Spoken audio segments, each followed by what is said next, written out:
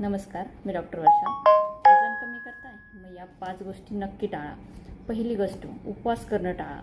बऱ्याच वेळा आपल्याला असं वाटत असतं की जेवढं आपलं शरीर उपाशी राहील तेवढा जास्त आपल्याला वेट लॉस होईल, पण असं नसतं. हा मोठा गैरसमज आहे. जेवढं शरीर उपाशी राहील तेवढा आपला मेटाबॉलिझम स्लो डाऊन होतो आणि आपलं वजन बऱ्याच वेळा कमी होण्याऐवजी कधी कधी ते जास्त वाढतं.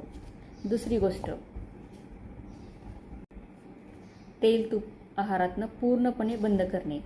जरी तेला तुपामध्ये जास्त फॅट्स असतात तरीही ते काही गुड फॅट्स आपल्या शरीराला गरजेचे असतात. आपल्या जॉईंटमधलं वंगण जसं गरजेचं असतं तसंच ते चांगलं राहण्यासाठी हे फॅट्स, गुड फॅट्स मदत करत असतात. मग त्याच्यामुळे तेला तुपाचा नक्की वापर करा, फक्त अतिरेक नको. योग्य प्रमाणात तुम्ही तेल तूप वापरू शकता. तिसरी गोष्ट, झोप खूप महत्त्वाची आहे. हे माहीत जरी असलं तरी आपण ते फॉलो करत नाहीत.